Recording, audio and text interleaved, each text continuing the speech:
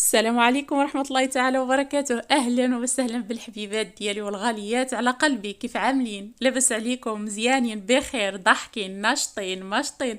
ما خصكم حتى شي خير. ايوا هيدا نبغيكم.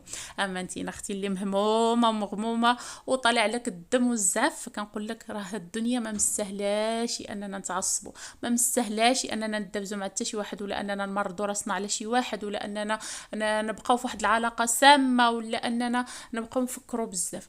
طلقه في يد الله سبحانه وتعالى، وشبره من كيف كنقولوا شبره من الجهه اللي ساهله، والباب اللي يجيك منه ريح سدو واستريح كيف ما بغى يكون، وارتاح مع راسك وفوض امرك الله سبحانه وتعالى. راه هو اللي يحل لك كل الهموم ديالك ويفرج عليك. الله يخليك ديما فرحانه وضحكانه، والله يبعد عليك الهموم والغموم.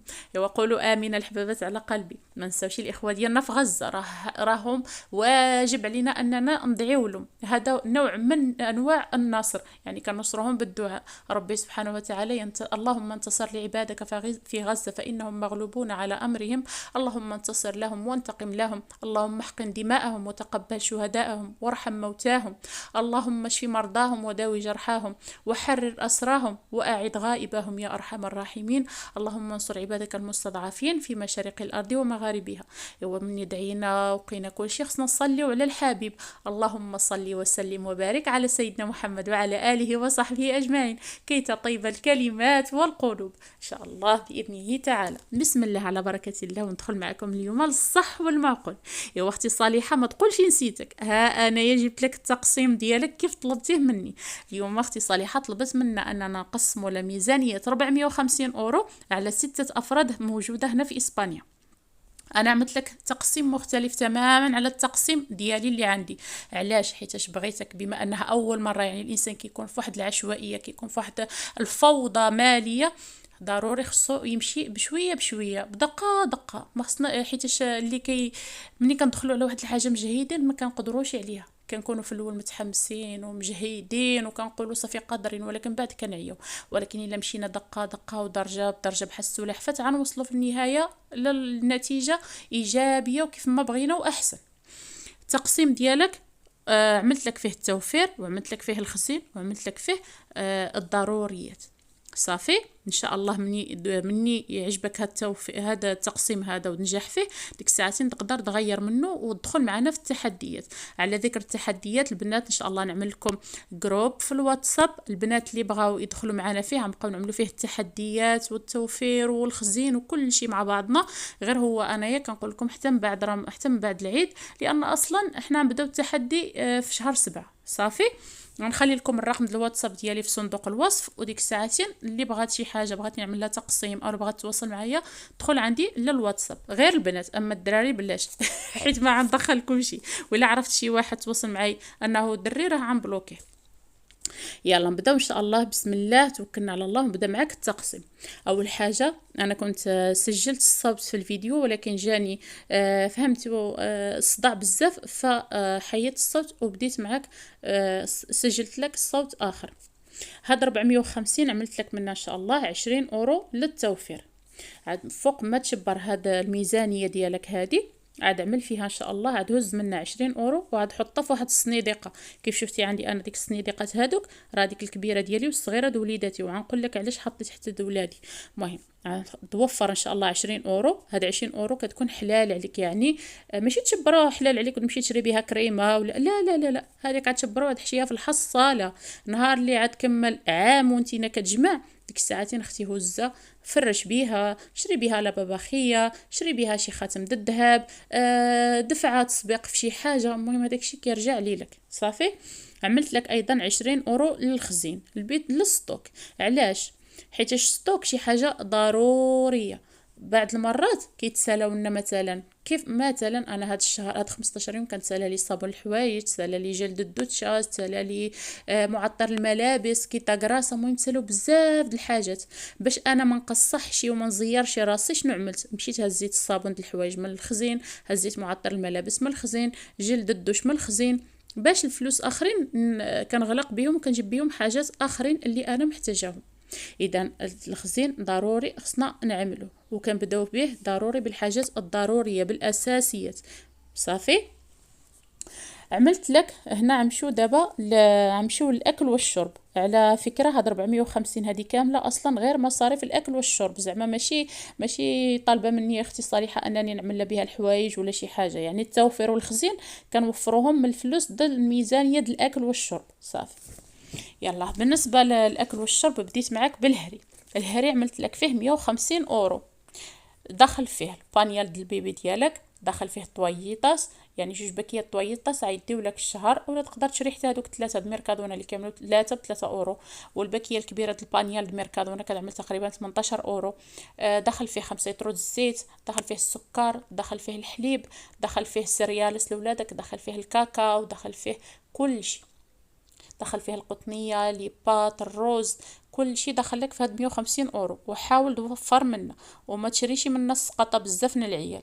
سبق بعد الضروريات، وخلي عندك واحد 20 اورو في الجيب، ما نعرف وسط الشهر تسالى لك شي حاجه. والوليدات ديك ساعتين نقول لك شنو اللي يسلكك معاهم. عملت لك 120 اورو للخضر والفواكه، يعني 30 اورو في السيمانه. 30 اورو كافياك. 30 اورو عاد مشيت تقضى اما من السوق الاسبوعي او لا عاد تقضى من ميركادونا نهار السبت. حنا كاملين عارفين ان ميركادونا نهار السبت كتعمل تخفيضات في الخضره والديسير. بالنسبه للجزار عملت لك الظرف ديالو فيه 100 الاورو. هاد 100 الاورو عتشري بها الدجاج، عتشري بها اللحم، عتشري بها الكفته، تشري بها الكبده، تشري بها الحوت، تشري بها البيض. داخله لك في 100 الاورو. انا عندي 90 عملت لك 100 صافي. شاطت لك شي حاجه رجعها للظرف ديال الجزار وخليها. عندك الطحين. الطحين عملت لك 20 اورو. عاد تشري بهاد 20 اورو تقدر تشري لك 25 كيلو الطحين د ميركادونا، وتشري لك السميده، تشري لك الفينو، تشري لك الخميره الخبز. المهم انت عاد عارف كيفاش تقدر تفرقها، حيتاش الا جيتي تشري الخبز يوميا من هاد 450 ما عاد سلكك شي. يعني نتوما 6 الناس خصك على الاقل 6 البرات في النهار. 6 البرات راهما 3 الاورو في النهار. 3 الاورو في النهار الا ضربناها في 30 اللي هي الشهر كتعطيك 90 اورو. يعني 90 اورو د الخبز راه ما عاد تسلكك شي اختي من 450. عملت لك 20 اورو اللي مكتوبه تما السقاطه. شنو قصدت بها؟ هذيك عاد تشري بها التمر، عاد تشري بها الفواكه الجافه، الزبيب، كاوكاو، اللوز، البرقوق مثلا. تشري بها شويه د الكركاع، شويه د الاكاجو. هاد الشيء هذا حاول تشريه اما من عند الجزاره يعني بالعبار بالقياس اللي بغيتي، او لا طلع الكامبو. حنا كنقول لك طلع حيت حنا زعما عندنا الكامبو في الجبل. او لا تمشي الكامبو وتشري هذوك البولصات الصغيورين وتخلطهم مع بعضياتهم في واحد القريعه الزاج مخابعه. ومره اعمل الكوطي لوليداتك بهذا الشيء هذا.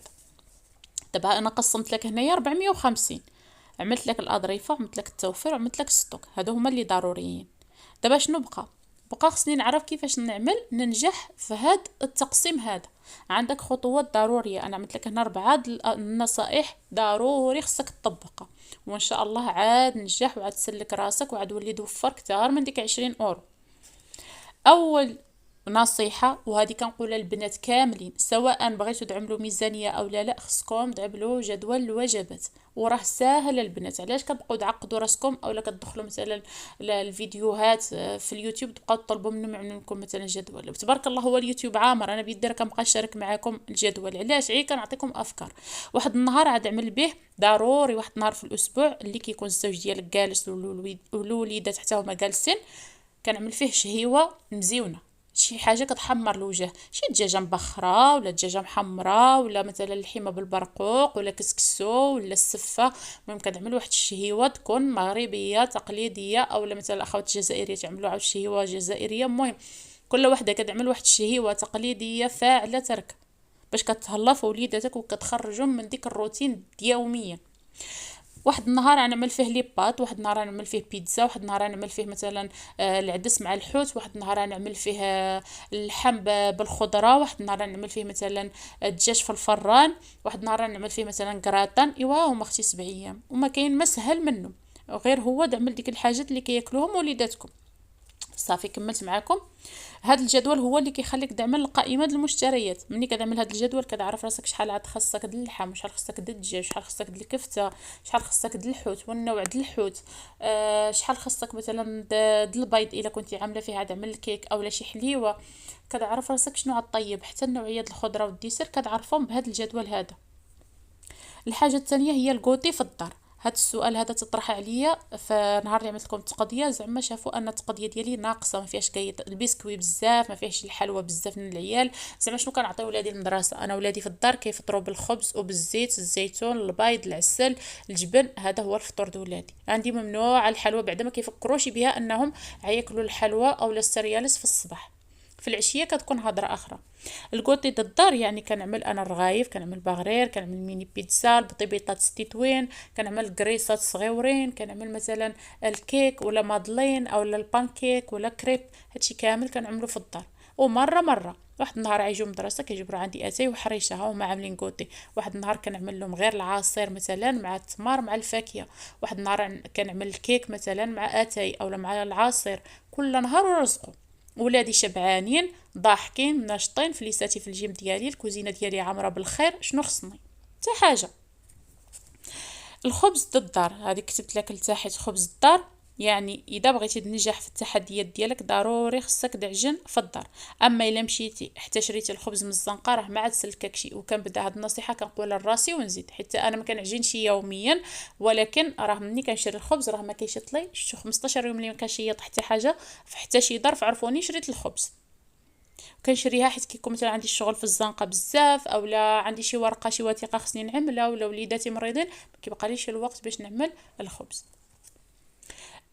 اخر نصيحه هي نقص من الحلويات، يعني ديك التشوتشيز د الدراري اللي كنشريو لهم ها اللادو ها بولو ها الشوكولات بالانواع، هذيك الفانيد ها تشيكلي كتر من القياس، ها قيطه د الشوكولات، ها قيطه مالحه، ها قيطه حلوه، هاديه فيها بالكوك، هادي ما عرف بايش معمره.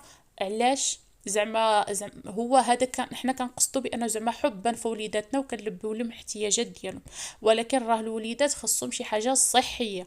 انتي ماماهم، انتي اللي كتحكم فيهم وانتي اللي عارفه كيفاش تبقي تقنعهم. اذا حاولوا انكم تنقصوا لوليداتكم ديك السقطه بزاف. انا ولادي مثلا واخا كتشوفوني ما كنجيب لهمش قيطاس بزاف ولا البسكوي في التقضيه، ولكن هما عندهم الحصالات ديالهم بحال هاد الحصاله اللي وريتكم. الاب ديالهم كيعطيهم تدويره، يعني كاملين وليداتنا راه كيعطيوهم الازواج ديالهم مثلا. اسمع الازواج وليداتنا راه بقيت كندخل ونخرج، يعني باهم مني كيعطيني انا المصروف ديالي الشخصي حتى هو كيعطيهم. مرة كيعطيهم 10 أورو في 15 يوم، مرة 5 أورو، مرة 20 على حسب. وأنا عاملة لهم الحصالة، يعني ضروري هذاك المبلغ شحال ما كنعطاه لهم عينقصوا منه كتر من النص عيخبعوه في الحصالة. والشي آخر على حسب القدر اللي كنسمح لهم، إما كنخلي لهم 10 مثلا 5 أورو ولا 4، المهم على حسب كل مرة وكيفاش. هي اللي كيبقاو يشريو بها قيطاس مع بعضياتهم، يعني يقدروا مثلا في الأسبوع ياكلوا الحلوى ولا يشريوها 2 3 المرات، راه كافية. هادشي اللي كاين. هذا هو الفيديو د هذا النهار، ما بغيتش نطول عليك بزاف. اي حاجه ما فهمتوهاش في هذا التقسيم هدايا خليوها لي في التعاليق، قولوا لي الراي ديالكم بكل صراحه بطبيعه الحال. واختي صالحه غير تبع هاد الخطوات، وهاد الخطوات كيف قلت لكم اي واحد باغي يعمل التقسيم او يدخل في هاد يعني بعد على العشوائيه ضروري يتبع هاد الخطوات، وغتشوفوا كيفاش يبقى يشيط ويبقاو يجيو الازمات ولا شي حاجه كيجبر عنده الفليسات ديالو. هذا الشيء اللي كان. هذا هو الفيديو لهذا النهار. هنا كيتسالى الفيديو ديالي. ما بقى لي غنقول لكم في امان الله. استودعكم الله العلي العظيم الذي لا تضيع ودائعه. والسلام عليكم ورحمه الله تعالى وبركاته. قبل من هذا الشيء ما تنسونيش واحد اللايك وواحد الدعوه، ربي يتقبل منكم، واللهم امين ولكم بالمثل وزياده. السلام عليكم، تهلاو في راسكم.